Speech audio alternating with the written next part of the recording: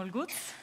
Soc Silvia Brandi. Ladies and gentlemen, I'm Silvia Brandi, the director of Fixing the Future, the new educational program by Abacus. Thank you very much for being here.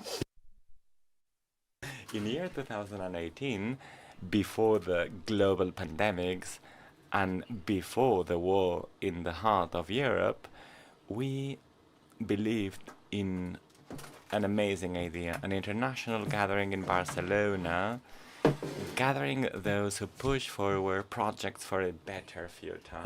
6 years after, this idea has become a tangible reality, a consolidated reality, in the form of Fixing the Future, one of the most important festivals in Europe, where every year we gather the most inspiring international projects that contribute to building a better future.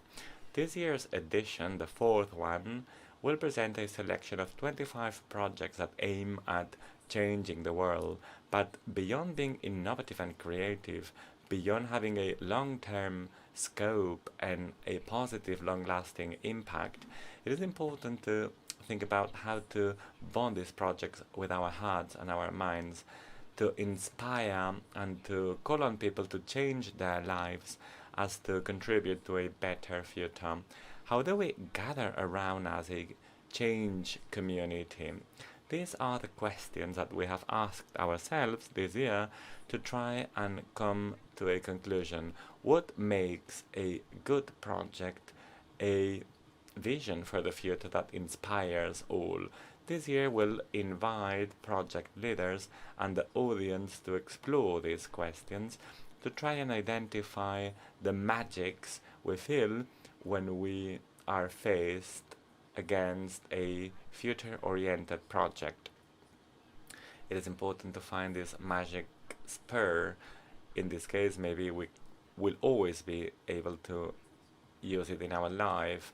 This spur has a different image in each project. It's not about reproducing a magic formula in all projects, but rather it's all about considering the fundamental values under every project, as well as its impact and its effects, as a way to reflect about the impact we want to have in this planet beyond the 25 inspiring projects.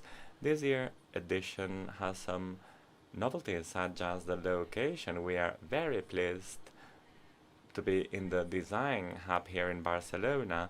Thank you very much to the Design Hub representatives for hosting us.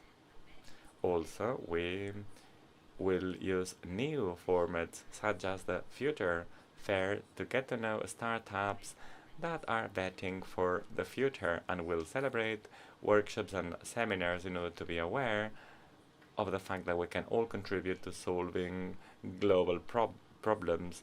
We'll also have exhibitions and performances in which we will think about the future beyond words, and there will be many formal and informal environments to share inspiring ideas, as well as to connect with our tribe of people who are in love with the future. This is the essence of the festival, the never-changing essence of the festival. We are those who like facing the future on the grounds of the idea that problems can be fixed.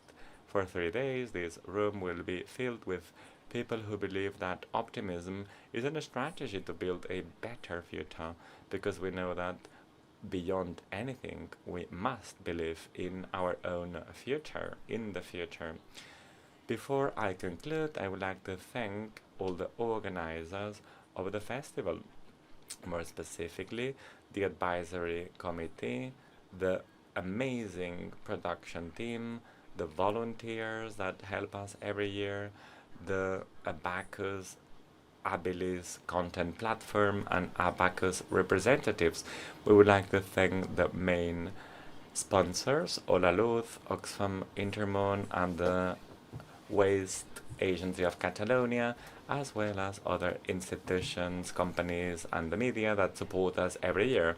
And more importantly, I would like to thank you all who believe in the project and who come every year. Thanks for being part of a festival that belongs to those of you who work for a better world. I would like to invite Mònica Terribas to the podium.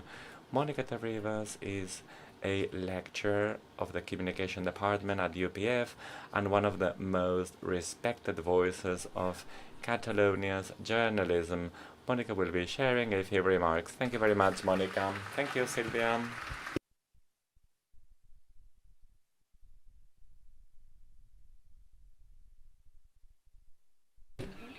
Whoever is controlling the time, please, could you set the timer on? Because I don't want to take too long.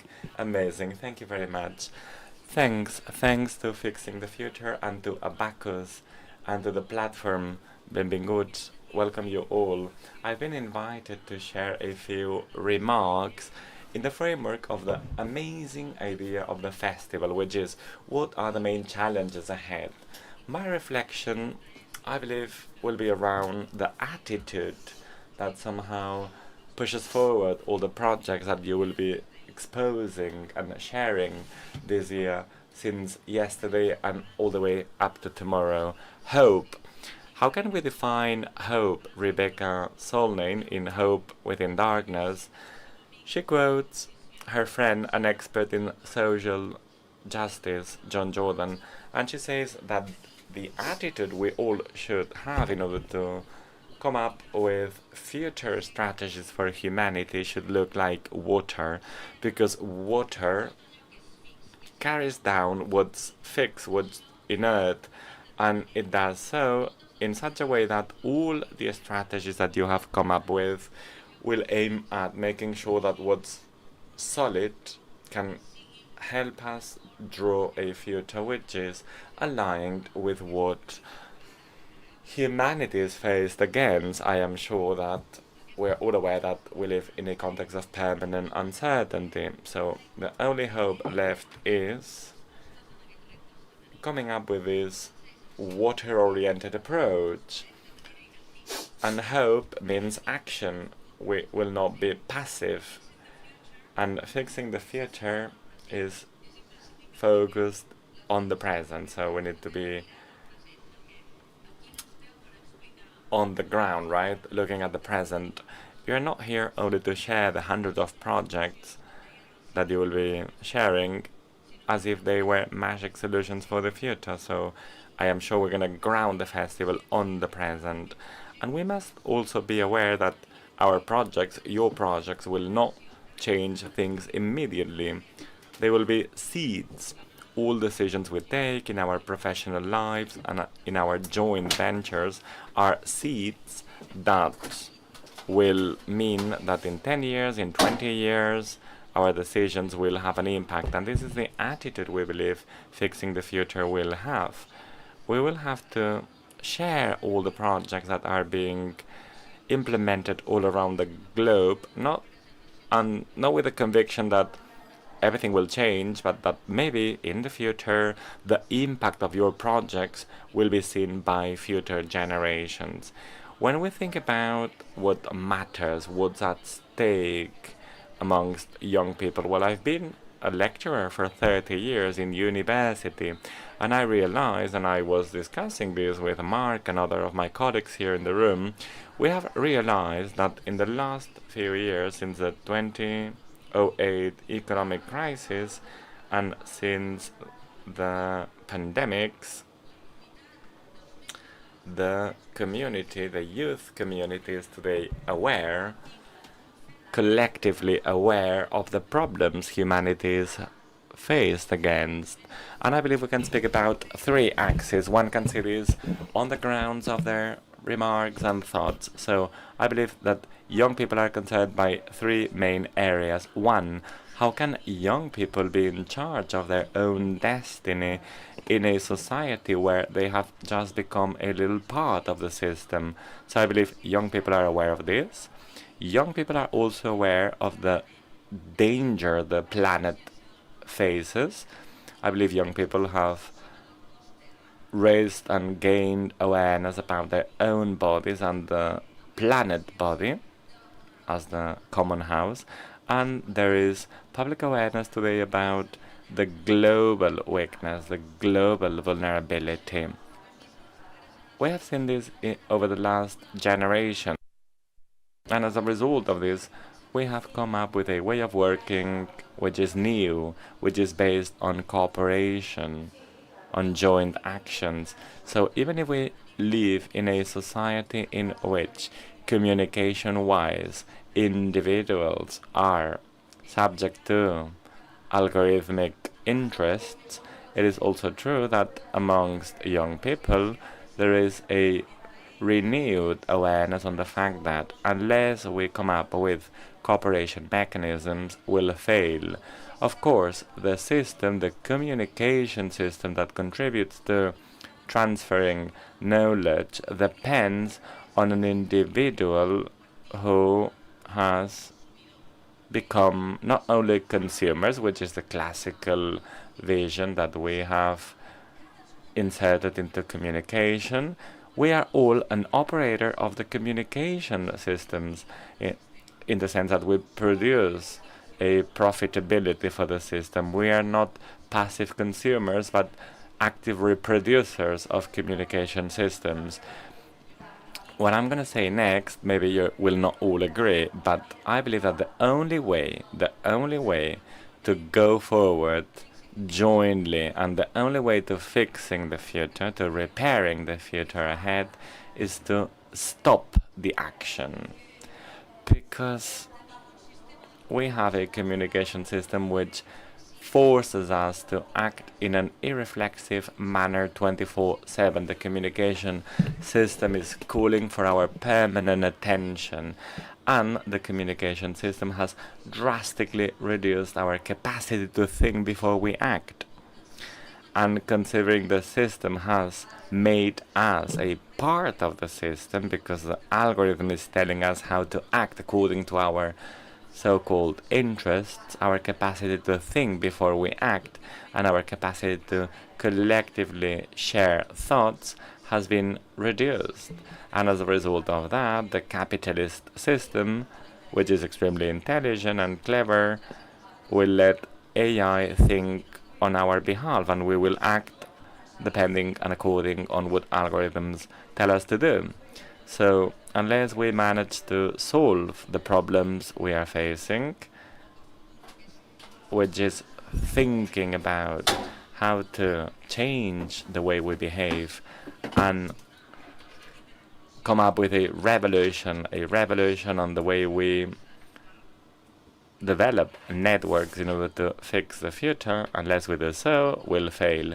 And the only way of doing so is to slow down our actions when such actions are not grounded on reflection. So again, the communication global system is against us today, and this is very difficult to change because the machine of AI, which is extremely useful for many areas, and we'll see many examples on how useful the AI is, for example, in the tropical rainforest or in the ocean. We'll see how AI helps us live in a better planet on the one hand side, but on the other hand, when we think about communication and when we think about how we push the planet forward, the communication system is focusing our action on what we are interested in on the grounds of algorithms, be it in a conscious or unconscious manner.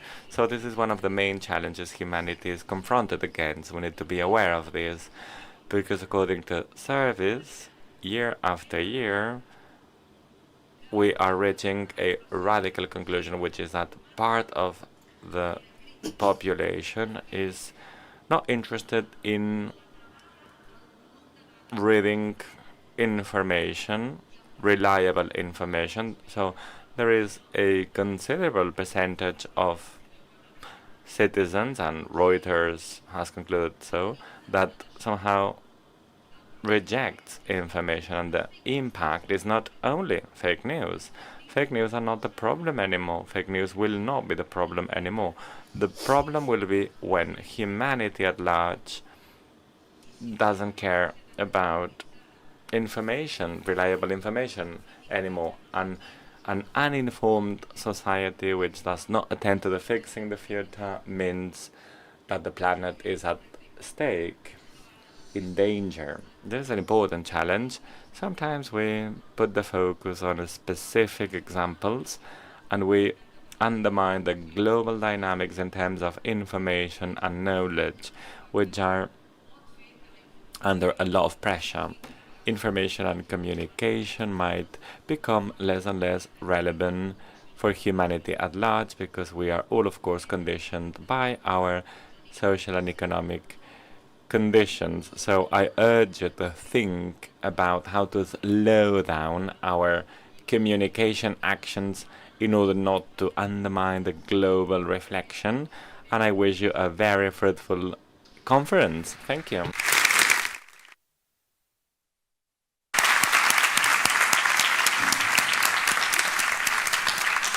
Gracias.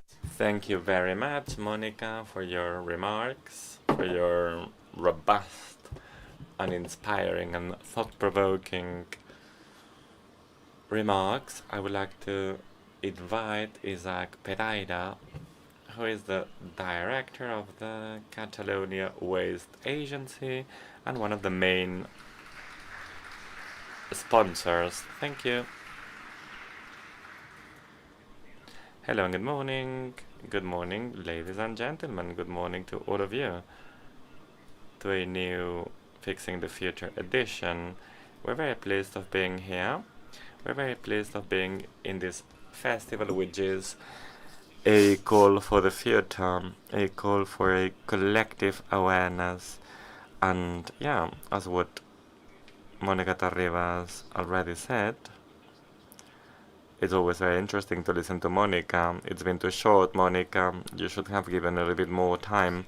It is an honor to be here on behalf of the Catalan government in order to support you, in order to support such an incredible event in collaboration with young visionary individuals inspired by passion and inspired by sustainability. We would like to share with you our vision, a vision which is, we believe, possible and timely and necessary, which has to do with building a better world, a wasteless world, a world without waste, a world in which waste is considered a valuable resource. We shall start speaking about products and not waste anymore. A future marked by sustainability, where sustainability is not an option, but a lifestyle. A lifestyle. Looking at you, looking at your faces, looking at your regard, at your young and cheerful regard, I feel inspired, I feel hopeful. I believe that this is not only a hope, but also a reality. Looking at you, we are sure that thanks to your patience and thanks to your passion, this present and this future is at our scope.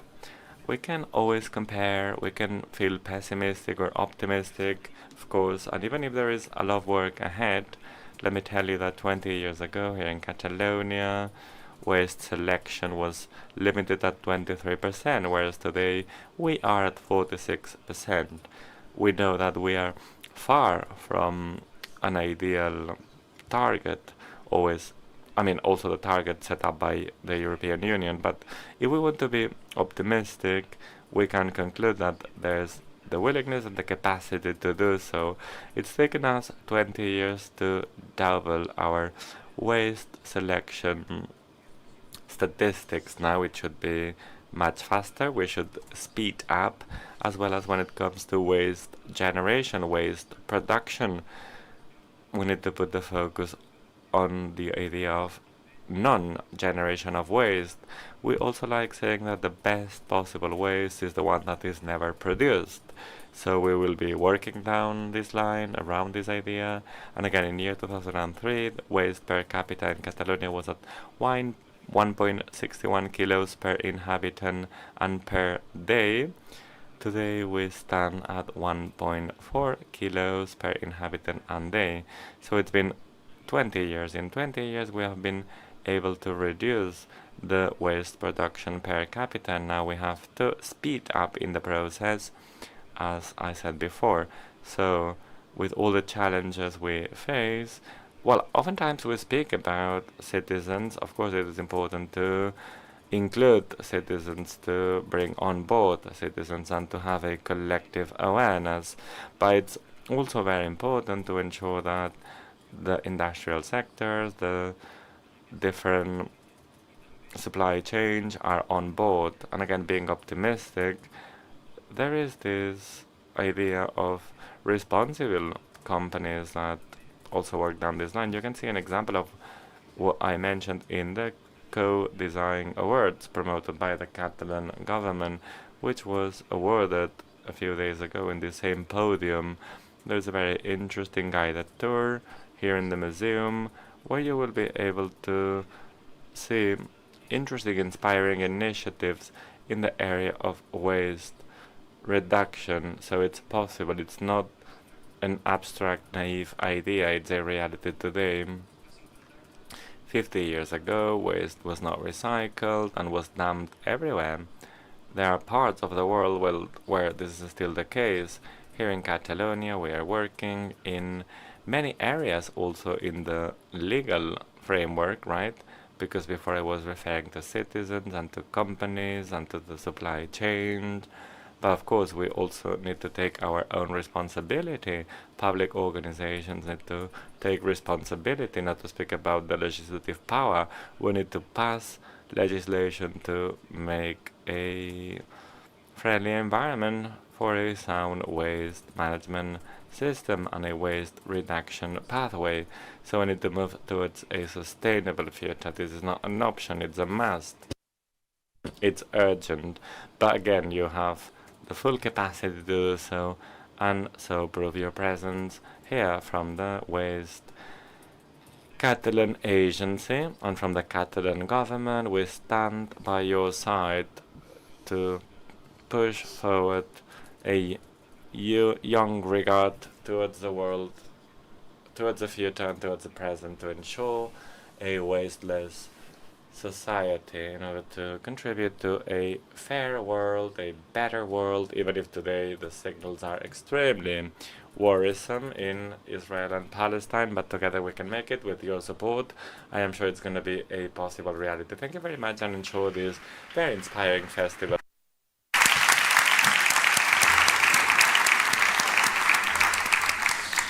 Gràcies, Isaac, per les teves paraules i per...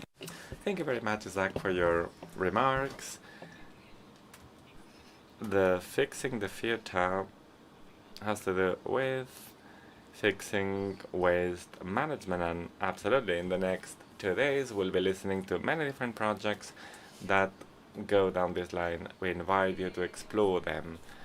Last but not least, and to close the opening ceremony, let me introduce you to Marta Aymerich, who is the director of the eHealth Center at UOC and member of the Abacus Board of Directors. Thank you very much, Marta. The floor is yours. Hello and good morning. I am extremely pleased to be here on behalf of Abacus. It is an honor for me to welcome you to the 4th edition of the Fixing the Future.